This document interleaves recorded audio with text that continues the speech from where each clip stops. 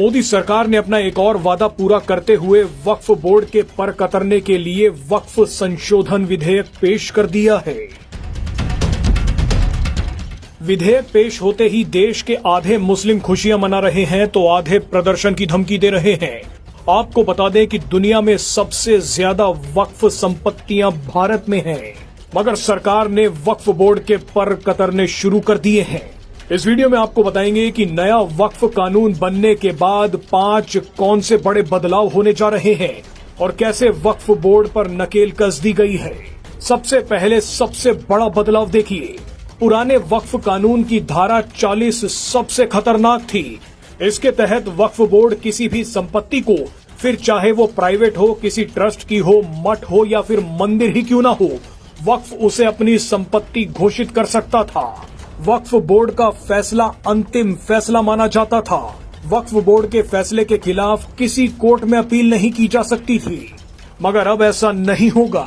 अब अगर वक्फ बोर्ड किसी संपत्ति पर दावा करता है तो पहले जांच की जाएगी। अगर वक्फ बोर्ड सबूत नहीं दे पाया तो उसका दावा खारिज कर दिया जाएगा। इसके अलावा अगर कोई संपत्ति वक्फ घोषित हुई है तो इसके खिलाफ 90 दिनों के भीतर हाई कोर्ट में अपील करने की इजाजत भी मिल गई है। यानी पहले वक्फ बोर्ड के खिलाफ सिर्फ वक्फ ट्रिब्यूनल में ही जाया जा सकता था, मगर अब हाई कोर्ट में भी जाया जा सकता है। दूसरा बड़ा बदलाव ये है कि जिन लोगों ने हाल ही में धर्म परिवर्तन करके इस्लाम धर्म को अपनाया है, यानी जो लोग पिछले 5 सालों में नए मुस्लिम बने हैं, वो लोग अब वक्फ बोर्ड को अपनी संपत्ति दान नहीं कर पाएंगे। पहले कई लोग लालच, डर या धमकी के कारण धर्म परिवर्तन कर लेते थे और उसके बाद अपनी संपत्ति वक्फ को दान कर देते थे, मगर अब ऐसा नहीं होगा। तीसरा बड़ा बदलाव यह है कि अब वक्फ अल औलाद के तहत महिलाओं को भी वक्फ की जमीन में उत्तराधिकारी माना जाएगा। इसका मतलब यह है कि जिस परिवार ने अपनी जमीन वक्फ अल औलाद में दान दे दी है, उस जमीन से होने वाली आमदनी सिर्फ उन परिवारों के पुरुषों को ही नहीं मिलेगी, बल्कि इस आमदनी में अब महिलाओं का भी हिस्सा होगा। नया वक्फ कानून बनने से चौथा बड़ा बदलाव क्या होगा, अब वो देखिए।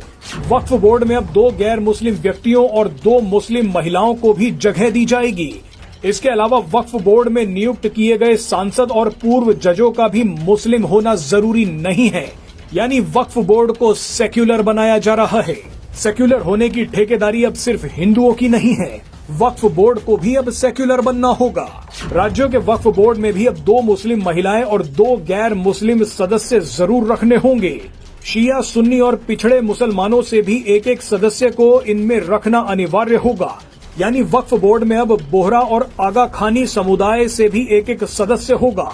ये 2 समुदाय वो हैं जिनकी जनसंख्या बहुत कम है, जो बाकी मुसलमानों से अलग होते हैं, अलग रहते हैं, क्योंकि ये ना तो 5 वक्त की नमाज पढ़ते हैं और ना ही ये लोग हज यात्रा पर जाते हैं। अब आप 5वां बड़ा बदलाव भी देख लीजिए। अब वक्फ में दी गई हर जमीन का ऑनलाइन पोर्टल पर डाटाबेस होगा।